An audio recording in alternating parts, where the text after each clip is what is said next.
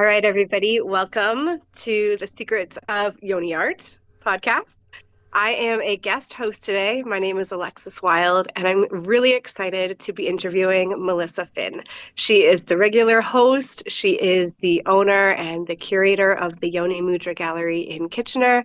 And we're going to dive in and talk about how she got here and her journey and why she thinks this work is so important. So, thank you for letting me host, Melissa. Thank you for hosting. And can you tell us first a little tiny bit about who you are as a woman entrepreneur and maybe a little bit about your family too? So, I am the founder and curator of one of the only bricks and mortar permanent art galleries dedicated to the vulva and vagina in the world. And so, there are vulva and vagina art exhibits, there are pop ups, there's vulva and vagina art being sold in libraries and museums and bookstores, art galleries. But the Yoni Mudra Art Gallery is one of the only of its kind. And it emerged from my academic work. So I'm a former academic. I was trained as a political scientist.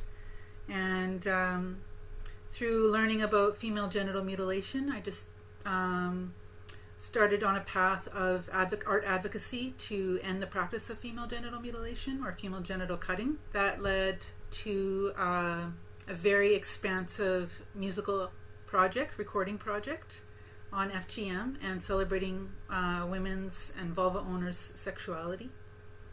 And that led ultimately to abstract vulva art. And then almost 2 years ago, I decided to open the gallery. I myself am also a mother. I have 3 children, and so juggling the children and their extracurricular practices and caring for them and loving them and a household and a business is quite an undertaking, to say the least. Yeah. So you did this musical project before the gallery.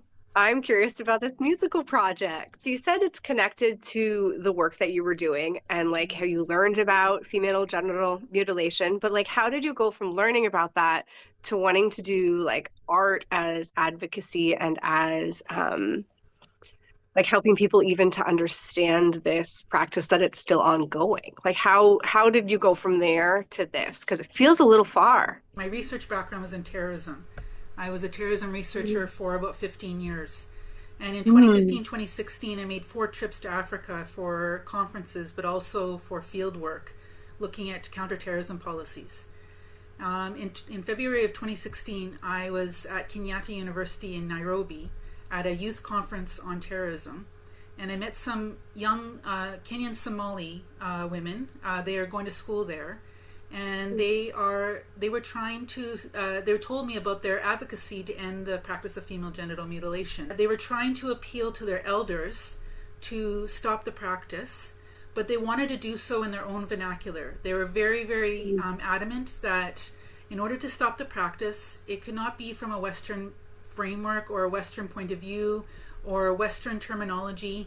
It had to be from their point of view, from their own ethnic and cultural and linguistic and religious background. And in that case, it was ethnic Somali communities in northern Kenya. They told me that they were trying to appeal to their elders, not in terms of religion or morality or anything like that. They were trying to appeal in terms of health, because the consequences of female genital mutilation, which impacts 11,000 girls per day across the world, is very, very significant. This is a life-altering practice, regardless of whether it is the tip of the clitoris that is cut or if it's infibulation, which is the practice of removing all of the labias, labia minora majora, the clitoris, and sewing up over the urethra to all that's left is a little vaginal opening. That infibulation, regardless of that spectrum of alterations, it's life altering, meaning that the sensation will be reduced. There could be massive health consequences. So these activists were telling me about the practice, and at the time I knew about female genital mutilation, but it wasn't on my radar. In fact, most of my schooling had been focused on peace and conflict, but I really not spent a lot of time focusing on gender. This actually was a very watershed moment, because I went from focusing on peace and conflict and really not having a lot of focus on gender to suddenly now having quite a significant focus on gender. It really had an impact on me. In August of 2016, I met a woman who was running for political office, and she was a survivor of FGM. And she was a very, very big advocate to end the practice in her community. I went to a political rally of hers, and that was really interesting and fascinating. She ultimately did not get elected, but then she left Kenya because she was getting a lot of pressure from her then husband at the time and her village to cut her daughter.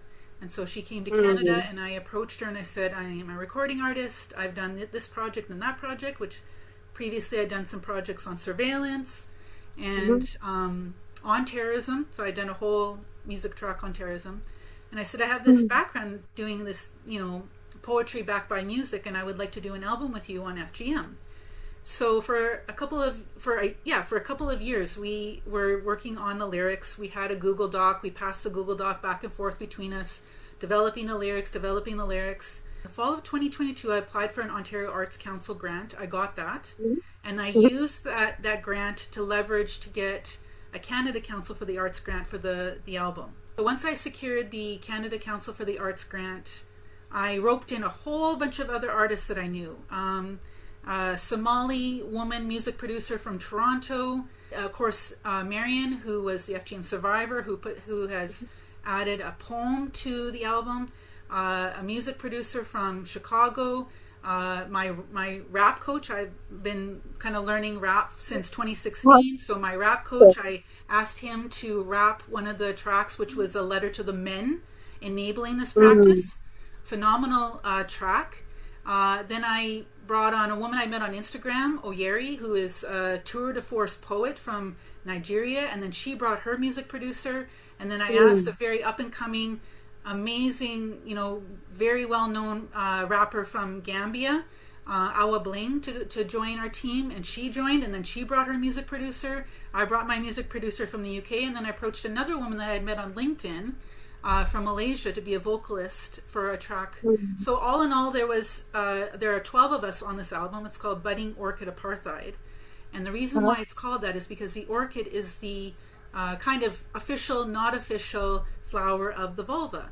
So it's this idea that there is an apartheid of the budding orchid in the world, that of the 2.3 million women who are impacted by FGM across the world, so many of them are tiny children between the ages of 2 months all the way up to adulthood. And so that's really how the gallery emerged. The gallery emerged from this music advocacy. The album was released on May the 13th, 2025. 20 tracks of music. There's a letter to the little girls, encouraging them to seek out allies. There's reflections on genital pulling. So we have a problem in the world of genital cutting. We also have a problem in the world of genital pulling, which is the pulling of the labias to make the girl marriageable, often practiced by and initiated by young teenagers on other young teenage girls. In some parts of the world, the girl has a difficult time getting married if her labias are not pulled. And of course, this desensitizes the area. So the alteration of the labias, the alterations of the vulva are a sticking point for me, because I do think that we were born a certain way. I do think that, from my perspective, the source of our creation has made the vulva in a certain way. In fact, vulva iconography is replete within the natural world. Every nook and cranny, every crevice above the ocean, every crevice in the sidewalk, so much of our natural world, it looks like the vulva. And so I am of the perspective that source or God or whatever you want to the divine, the quantum field, whatever you want to refer to, that has brought us into existence, had a penchant for this image, for this shape, for the folds and the curves and the lumps and the fluids and all the things that go along with having a vulva. The music project was itself about reclamation, celebration, glorification, public education, acknowledging the problem, bringing it out in open air, because a lot of times this practice is perpetuated because it's done behind closed doors. There's a practice of bringing girls during their summer months, so July and August, when children are out of school. This is the most dangerous time for young girls, because this is a time of the year where they're often taken back to their ancestral countries, their home countries, and they are cut either by their parents who have the intention to do so, or they're taken back on a family holiday, and ostensibly and literally, well-meaning family members and community members will, with the approval or the consent of their parents or without it, will go ahead and cut the girls.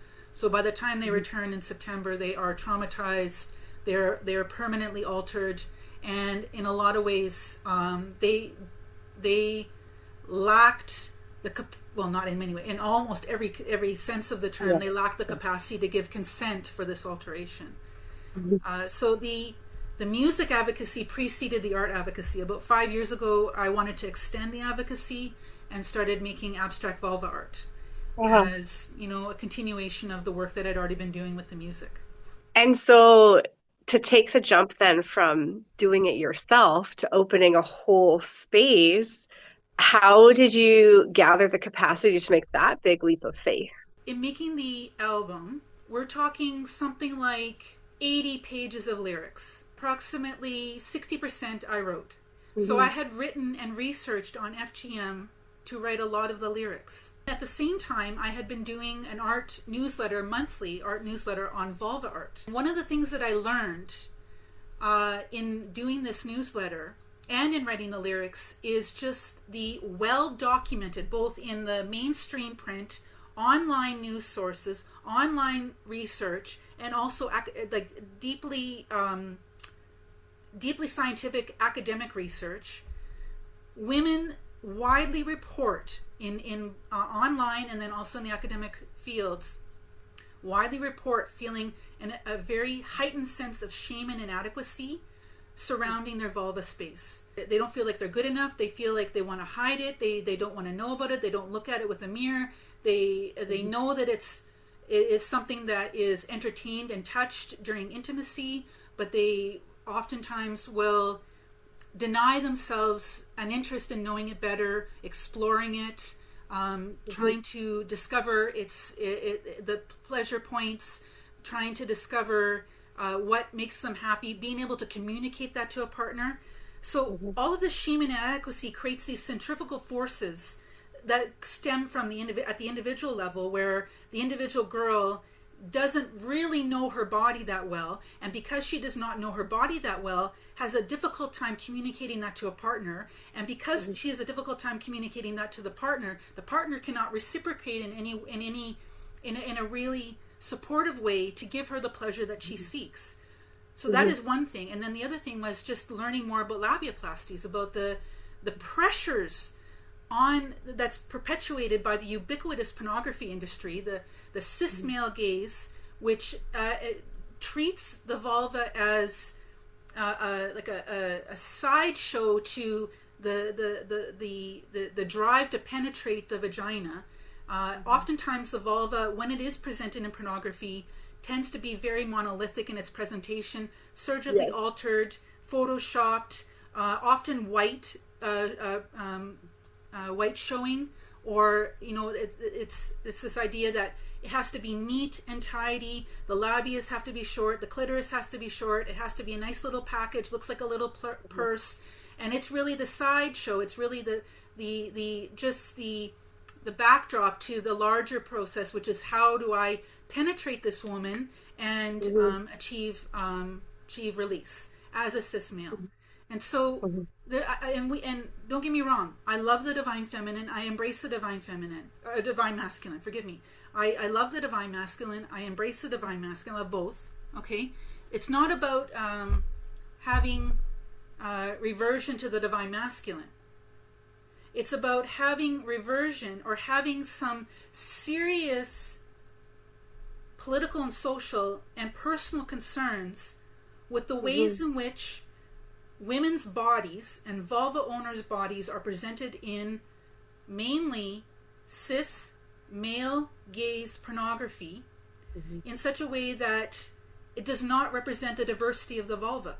Young women are raised in literally a pressure cooker of social forces where they are required to discipline their bodies, to discipline how they behave themselves, to discipline the expression of their pleasure, to discipline their self-exploration, their self-knowing, their self-actualization. All of this is disciplined, and at the same time being exposed to pornographic imagery that is ubiquitous. It's everywhere. It's across the internet, and feeling this compulsion or this pressure to alter their labia or their clitorises in order to fulfill some imagined ideal that does not exist in reality. What is driving this project? So about 2 years ago, I said, I've been doing this abstract vulva art. I'm working on this musical project with all of these other artists. They're really impassioned. I'm able to, and so I'm going to, because I'm able to, I'm going to open an art gallery dedicated to the vulva and vagina, and continue my advocacy through that space, through the physical space, continue public education, continue celebrating the vulva in all of its diverse forms, colors, lengths, shapes, contours, and raise awareness about the beauty of the natural form in whatever configuration it's going to take. What is driving this project is a grounded sense of sacred rage, especially when I was researching on labiaplasties. I mean, obviously, sacred rage was generated and germinated from my analysis of female genital mutilation and female genital cutting, because that is being driven by a very, very ingrained cultural need to control the body of the young girl, to place on her shoulders all of the responsibility for any type of quote-unquote social decay, to manage the social and gender relations of all the genders through the manipulation and alteration of the girl's body. Okay? And so, of course, sacred rage was a huge part of that was generated from learning about FGM, because these poor little girls are being pulled into these things that are called ceremonies. They're being dressed in their best clothes. They're being told they're going to get gifts. They're wearing their hair up, and they trust the women. They trust the women who are supposed to look after them. Their elder women, their mommies and their grannies and their aunts and the women of their village and their older sisters. They trust these women. They're going in there with all this naivety and all of this, just precious innocence into these situations that they cannot control, are led into this place and alter, and they are pinned to the ground by the women that they have been raised to trust. They are pinned to the ground, and they are cut in the most brutal way possible, with often without anesthetic. It's not the case in some parts of the world. There is anesthetic, but in a lot of the cases there's no anesthetic, there's no sanitation, and what ends up happening is that these girls are fundamentally traumatized at an existential core. They're not only have they been basically, and I am not afraid to say this, and many survivors say this, and many of the advocates from, for example, End FGM Canada will say this, they are basically raped by the women who are supposed to be their caregivers. And this is not about cultural supremacy. This is not about a Western perspective imposing itself upon. This is the psychology of what happens when a young girl is pinned to the ground by the women that she is supposedly supposed to be trusting, and puts all of her love into them, pinned to the ground, and has parts of her body cut, the most sensitive parts of the body cut from her. she now is going to have less sensitivity. She's not going to be able to enjoy pleasure as much with her partner, if at all. In the case of infibulation, she is going to be sewn up so tight that all that's left is this tiny vaginal opening for the menstruation to flow out, which it often is not big enough for menstruation to flow out. So she spends a good portion of her life in the hospital, at the doctor's office, because she has repeated infections. And then she is often married to men who are far older than they need to be for her. They penetrate her, and she is often ripped, because now the vaginal opening is supposed to be stretchy. It is designed to be stretchy. Yeah. It is designed to be able to accommodate both a penis and the head of a baby.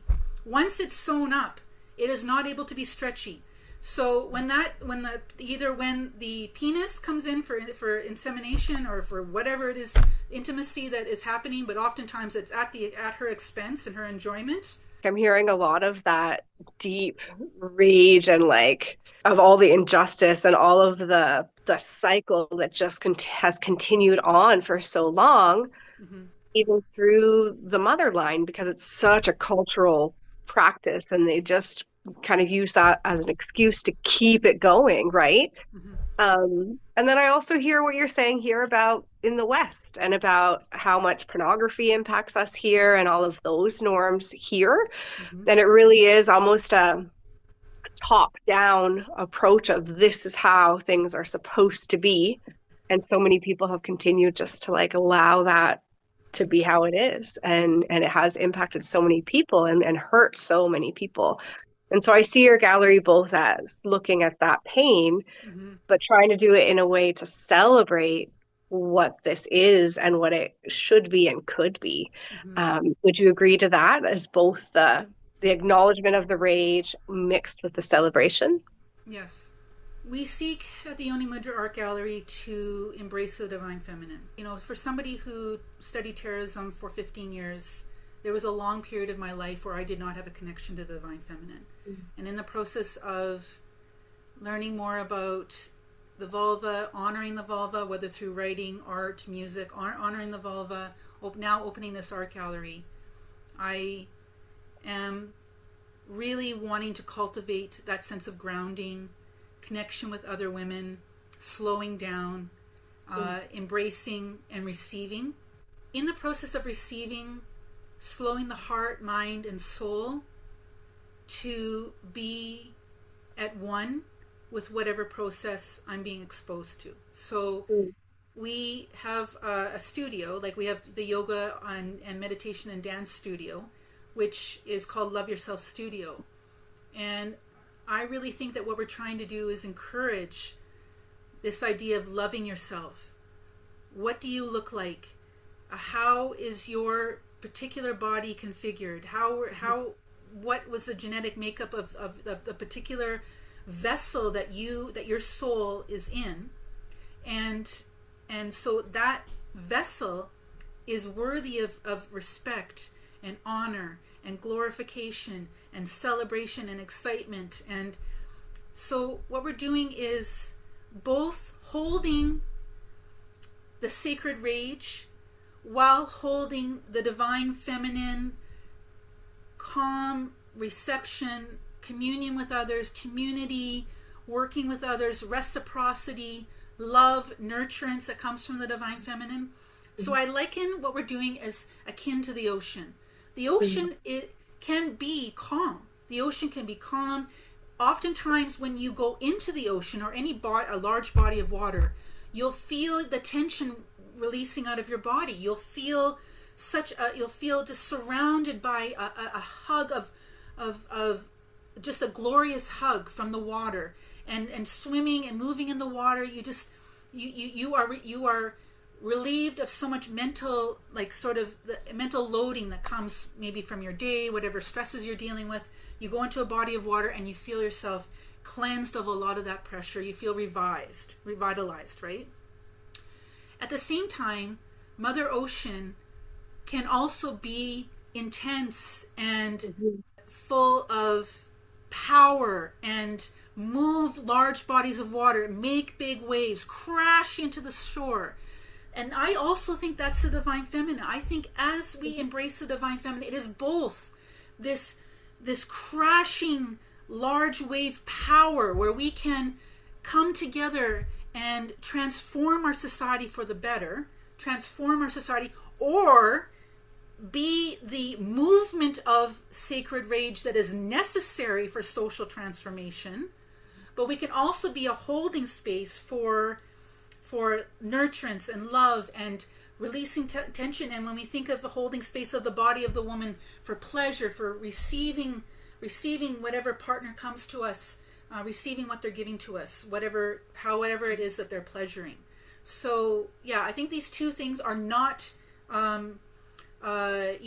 irreconcilable dichotomies. I actually think that they are core to interacting. They're core to what it means to be feminine. We have the yin and the yang.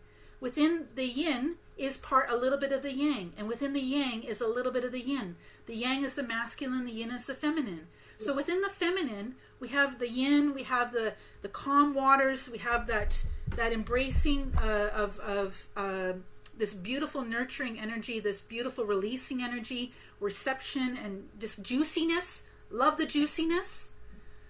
But we also have the yang within the yin, which is that power, that drive, that need to command our existence in a particular way and lead a community, whether it's a small collective or globally lead a collective in a better direction.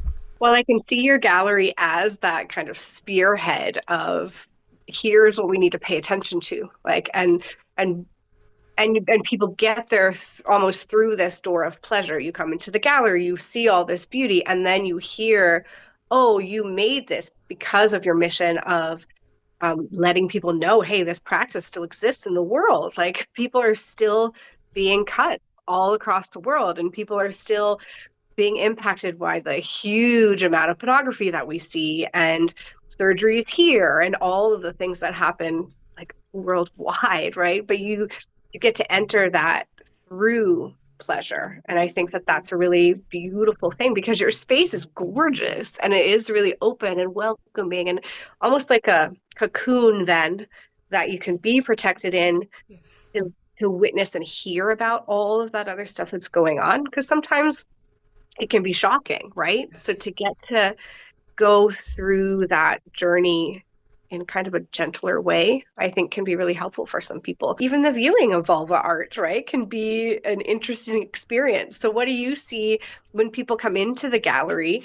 Do you notice a general, like a similarity when people come in? Is there a general thing that you see when somebody comes into the gallery for the first time? Almost a different experience every single person. Mm-hmm. So some people come in curious and reverent. So they'll come in and they will, look and be very interested and ask lots of questions.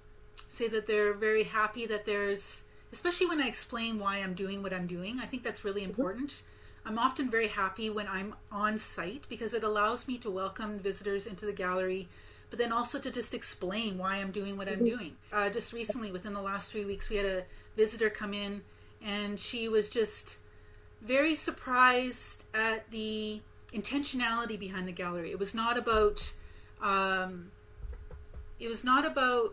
sexuality per se or voyeurism or fetishizing the vulva, but it was really about reverence and about holding space for this beautiful part of human creation that is widely denigrated or commodified. So I often describe the vulva as being this locus or this site where it can be either denigrated and treated in a very, very very negative way, or it can be treated as a commodity that can be sold, that can be packaged, that can allow people to make money from it. And oftentimes that often involves trafficking or abuse. And so between these things this is the reverence, is the sense that when we honor that space, which is truly a portal to transcendence, It is a portal to the divine. It was made a certain way for a particular reason. A lot of the art in the gallery is disembodied, and that's intentional. A lot of it is just imagery of the vulva. It's not attached to legs or a torso. It's not a lot of it has women with their legs spread open. And the reason being is because of the ubiquity of pornography. Sadly, even though we all, the people who work at the gallery, really, we all, I'm not going to speak for everyone, but a lot of us agree that there is a place for erotic art. There's a place for the experiencing and the witnessing of erotic art. Mm-hmm. But because of our particular mandate, which is to revere the vulva and to hold space for it and educate about it, and because of the ubiquity of pornography, we would fall into a very serious tension if we were to have a lot of erotic art in the space, because it would be perpetuating the pornographic gaze that we're seeking to challenge and and poke for. Yeah.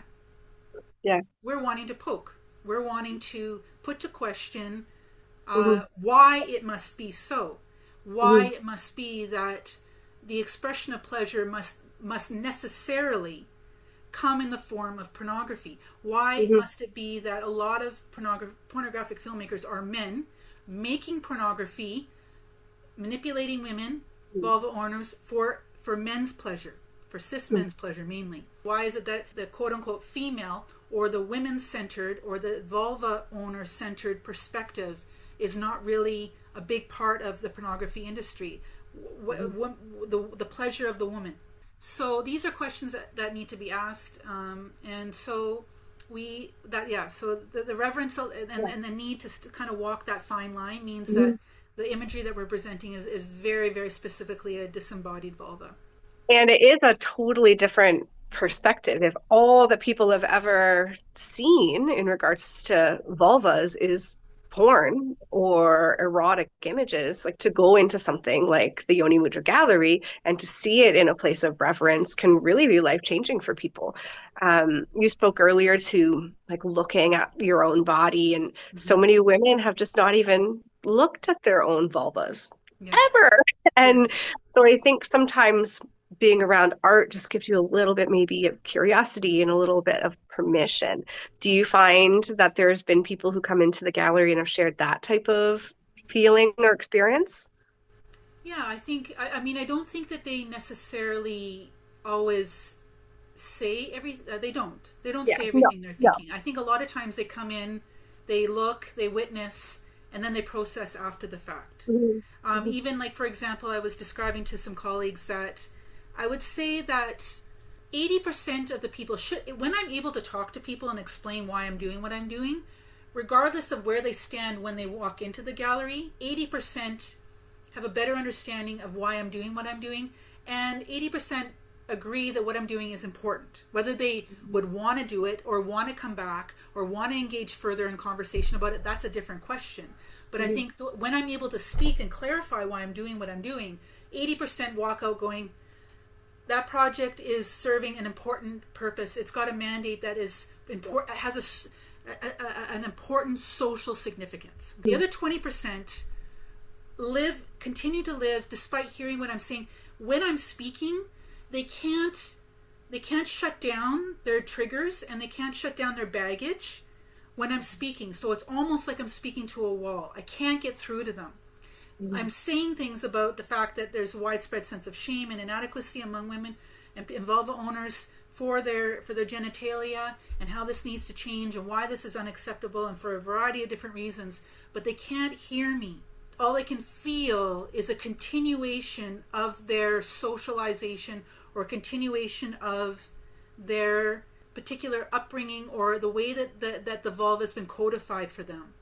What I hope is little trickles or little segments of what I said implant themselves like seeds in their brain, so that when they leave, they can process on their own and come to understand, the importance of what we're doing. And of course, there's also a large number of people, a large percentage of the people who visit the gallery who are like the choir. Like it's like, you know, you don't have to convert the choir, right? It's like they understand exactly why we're doing what we're doing. They're totally supportive. They are excited to be part of our community, whether it's attending yoga, meditation, doing art workshops, just grabbing a coffee and enjoying the art. So even walking around with a vulva pendant. What is interesting actually is the vulva pendant. So we have like our kind of pottery matriarch. She makes a lot of our vulva pottery, and she's been making vulva vagina pottery for about 50 years. We asked her to make pendants for our necklaces. What I find really fascinating is even among those who understand why we're doing what we're doing, are completely supportive. Young women, usually young women, are very, very super supportive of what we're doing. They may get a vulva cup. They may get a vulva plate. They may even, you know, get a sticker. But for them to wear a vulva as a necklace, that is a very large leap for even the converted. And I think a lot of it has to do with societal constructions, presentations, ideas about the vulva, and not wanting to stir up controversy while in public spaces. We can be rebels. We can have our vulva cups at home and drink our coffee from our vulva cups, but to actually wear a vulva around your neck and be walking around and getting different comments and stuff, you have to know why you're doing that, and you have to be sort of informed enough about the importance of what it is that you're doing when you're doing that. It's a rebellious move, but it's one that requires a little bit of knowledge and quite a bit of confidence. It's actually making me think of what we as a culture would think if a man was walking around wearing a penis pendant. I was just curious. I was like, I wonder what that would look like in the world. The yoni is the Sanskrit word for the entire reproductive system of the yoni. So that is the fallopian tubes, the uterus, the vaginal canal, and the vulva. And that's revered, you know, within a lot of Hindu culture, but then also the lingam. The lingam is revered also. The lingam and the yoni go together. And there's a lot of iconography across different Hindu orientated, or not even Hindu and non-Hindu orientated societies that revere the phallus, and not in the way we do in the West, where in the West what we do is we prioritize and render central and we center the phallus, and it becomes the iconography of all things penetrating. So that would be like warheads, that would be different architectural structures, that would be even playground equipment having phallic orientations, sculptures on beaches. There's a lot of phallic orientation and primacy given to the phallus in Western culture. So I taught peace and conflict for a really long time, and one of the articles that I would often give my students was Carol Cohen's Sex and Death in the Life of Defense Intellectuals, something like that. And she had gone as kind of a fly on the wall to several meetings of defense intellectuals who would speak of war with titillation, and would speak about the munitions and about the penetrating nature of munitions. So a lot of war discourse has a lot of phallic and male sexual imagery embedded in it. It is, disseminating, penetrating, breaking, rupturing, surgical strikes, anything that has like an orientation of driving something into something else. Okay. And it's just interesting that in Western culture, we would probably have an issue with a man walking around with a phallus on the necklace, but we would not call it out. There would be no man that would go, you have, to another man saying, you have a phallus on your necklace. That's interesting. And few women would have the audacity to call a man and say, you got a lingam. So when I do wear the yoni on the necklace, I find responses of shock. Sometimes people look at my necklace and then, look at me and then look away. Yeah. But I don't know. I find it a kind of liberating, because I've only started doing it for the last year, because I only had a pendant in the last year. It wasn't something that I accessed before. And I think sometimes it can feel good to push that a little bit of exposure of in public what's okay or not okay, or what can I show people about who I am and what I believe in. And so wearing a pendant can definitely, I think, hit that need for us to be seen as hey, I care about this and I want other people to care about this too. And hey, take a look. But definitely it would draw eyes, I'm sure. Are there people in your field, whether they're art role models or advocacy role models, that you really look up to? Yeah, I really do. So I really love the work of Katie Lloyd. I've actually interviewed her. She is an Australian artist who does a lot of watercolor artwork of the vulva. And she often will do artwork of the vulva, like from actual physical models. And what I like about what she's doing is there's, especially when you speak to her, there's the same sense of divine feminine temple, of portal to the divine, of portal to transcendence, of reverence and sacredness of the yoni space. I mean, there's a reason why for millennia the yoni has been worshipped. The first, to our knowledge, the oldest piece of artwork is a yoni on a cave wall. Something like 40,000-year-old iconography of the yoni on a cave wall. But what that tells us is that there was a time when people recognized that it was not something shameful or something that needed to be hidden or something that you don't talk about or something that you don't portray. But in fact, rather, these ancient people thought, if I'm going to take this writing tool, this paint tool, and I want to paint the thing that is most important to me. And that thing is the yoni. And the yoni is beautiful in all of its diversity. It's like, we don't say of a rose that looks like the yoni, or an orchid that looks like a yoni, or any flower imagery that looks like the yoni, that is reprehensible, or that offends me, or the petals are too long, or the sap is dripping too much, or the sepal that's sticking out is sticking out too much. We don't say this of flower pictures or flower iconography. We never say that. So why is it that we don't have a problem with flower iconography, but we do have a problem with skin flower iconography and skin flower imagery? Recognizing that is core, I think, to the Reclamation project. It's core to sticking sticks and spokes of social forces which are very denigrating towards women, very controlling, very invalidating, alienating our sense of reverence for this space. We have a medical system that really does not understand the yoni space as deeply as it should. How is this possible in 2026 that just recently the entire clitoral structure has been fully mapped? Why has that happened now in 2026? Why did that not happen 100 years ago? In fact, if you look at medical journals from the early 1800s, it seemed that they had more knowledge of the yoni space than they did after the Victorian era.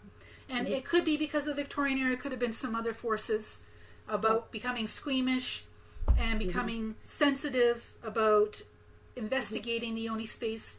We understand the vulva and vagina as it pertains to penetration and child delivery, and that really is the limits. We don't know a lot about women's sexuality. We don't know a lot about the pleasure points of the body. Even the whole question of what is a G-spot is a subject of intense debate.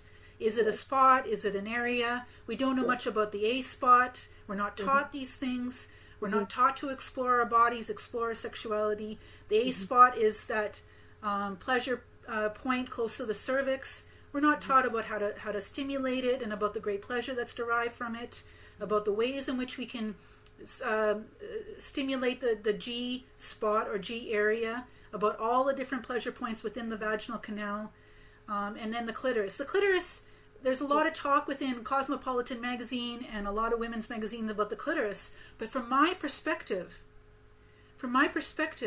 and this is anecdotal and it's individual to myself, the clitoris is only one way to pleasure a vulva owner. Main and central mechanism for women's pleasure keeps women's pleasure at a very surface level. This focus so much on clitoral stimulation really takes us away from learning about our bodies because we're just surface level.